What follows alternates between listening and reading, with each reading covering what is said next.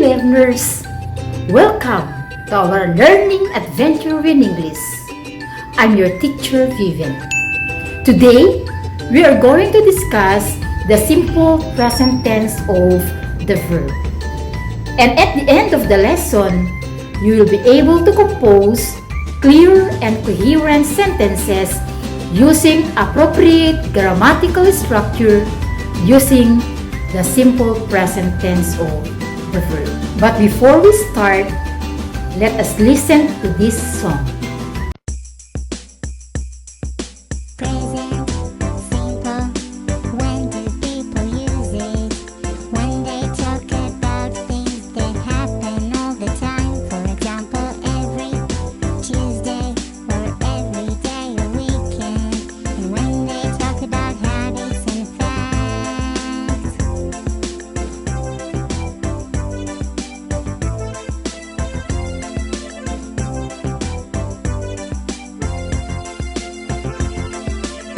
How do we build a sentence?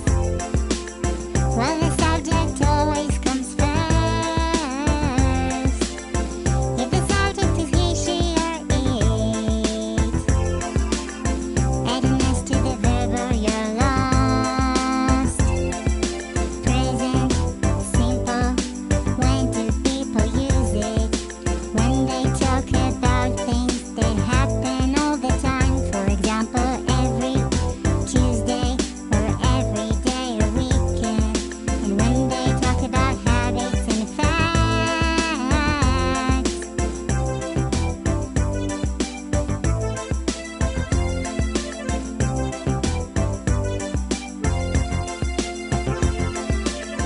If I want to negate a sentence, I just said doesn't or don't. Before V1, no, I don't make any mistakes, and I can talk whenever I want. Present, simple, when do people use it? When they talk about things that happen all the time. For example, every Tuesday or every day or weekend. And when they talk about habits and facts. Present, simple, when do people use it? When they talk about things that happen all the time. For example, every Tuesday or every day or weekend. And when they talk about habits and facts.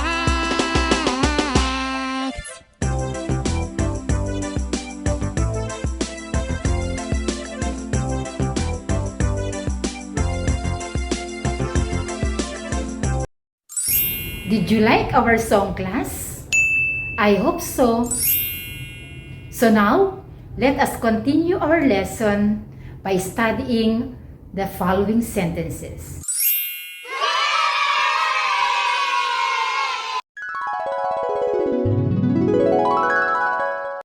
Simple present tense of the verb.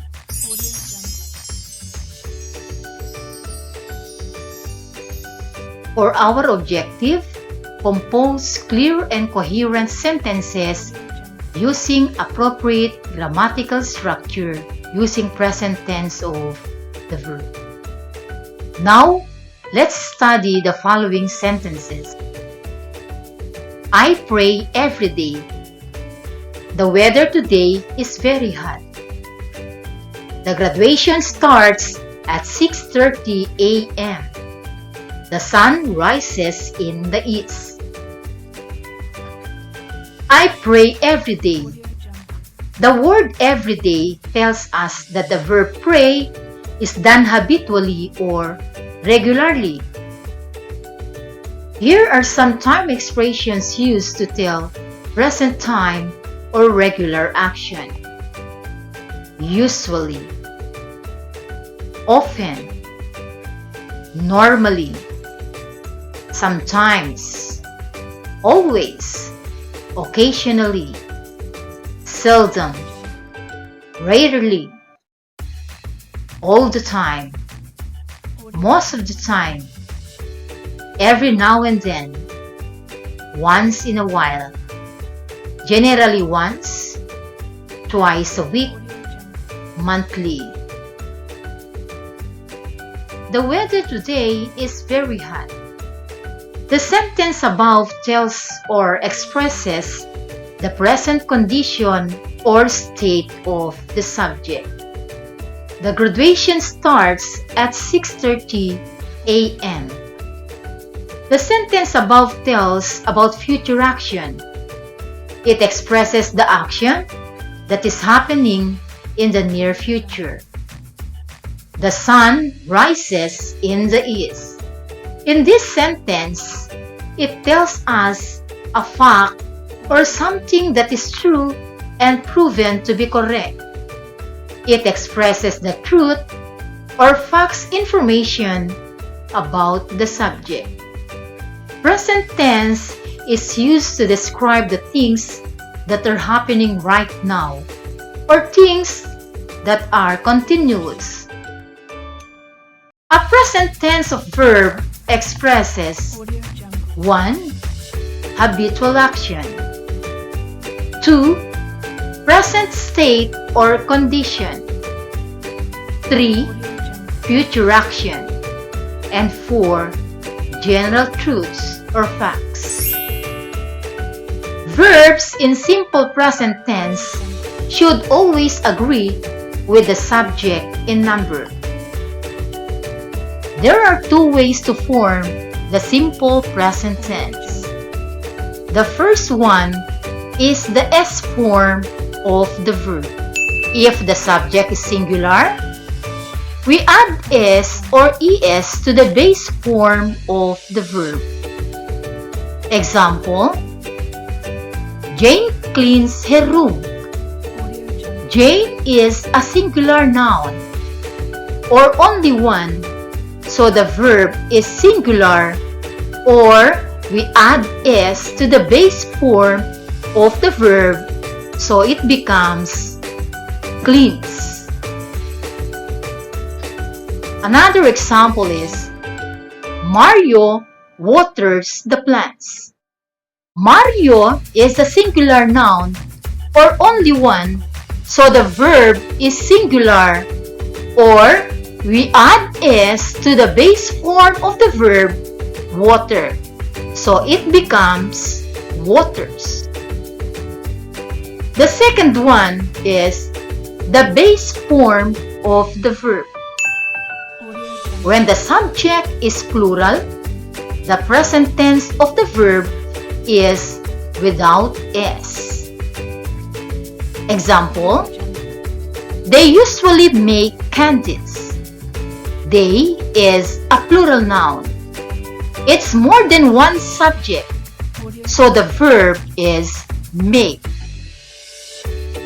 It is in plural form, so we use the base form of the verb or without S. Another example is the boys water the plants. Boys is a plural noun.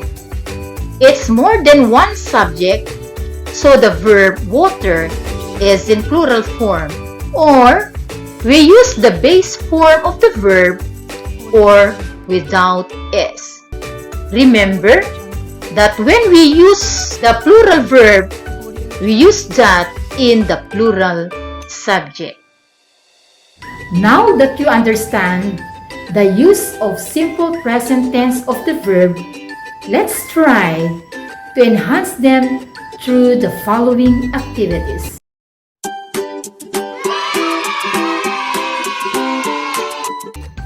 Activity 1.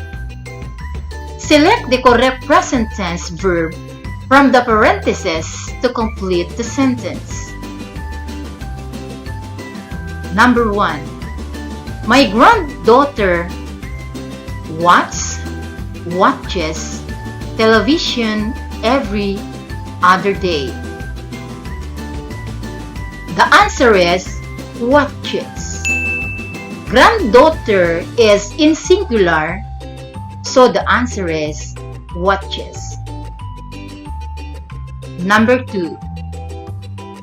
Sunday worship service start at 9 o'clock in the morning. The answer is starts. Number 3. Rocks is falling. The answer is are. Number 4. It is raining outside. The answer is. Number 5. Dogs is man's best friend. You're correct. The answer is are. For activity B, read the following sentences. Select the correct present tense of the verb to complete the sentence. Number 1. We usually blank to the farm at 5 o'clock in the morning. The answer is go. Number 2. Mother blank us often. The answer is visits. Number 3. My favorite food blank pizza. Very good. The answer is. Number 4. They always blank horror story. The answer is tale. Number 5. Jana blank volleyball most of the time. The correct answer is plays. For activity 2, give the correct form of the verb in the parentheses. Number 1. The birds blank every morning. Correct. The answer is chirp. Number 2. A child blank her mother. The answer is follows. Number 3. Mother blank in a bicycle. The answer is rides. Number 4. She usually blank. The answer is laughs. Number 5. The moon blank red. Very good. The answer is looks. Now, write in your activity notebook the verb used in its sentence. Number 1. Farmers are busy planting corn again. If your answer is are, you are correct. Number 2. Some people complain about their present situation. Very good. The answer is complain. Number 3. Teachers always sacrifice for the welfare of the school children. The answer is sacrifice. Number 4. Mathematics is one of my favorite subjects. The answer is. She creates another way of playing her toys. If your answer is creates, you are correct.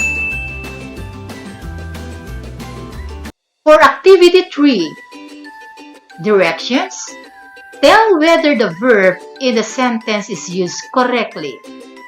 Write yes if it is correctly used and write no if it is not. Write your answers in a sheet of paper. Number 1. Jericho wakes up early. The answer is yes. Number 2. Louis take a bath. The answer is no. Number 3. They wear pants and shirt. The answer is yes. Number 4. My sisters cook lunch for the family. The answer is yes. Number 5. She learns to brush her teeth. The answer is yes. Number 6. Josiah cries every morning. The answer is yes. Number 7. They repeat their project. The answer is yes. Number 8. People wear face masks when they go out. The answer is yes. Number 9. The community works together in fighting COVID-19. The answer is yes.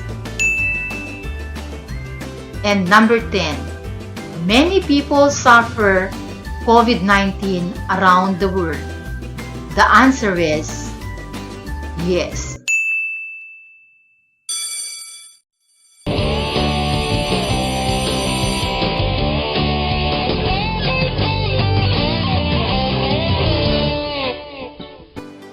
For your assignment, write a sentence using each verb in present tense.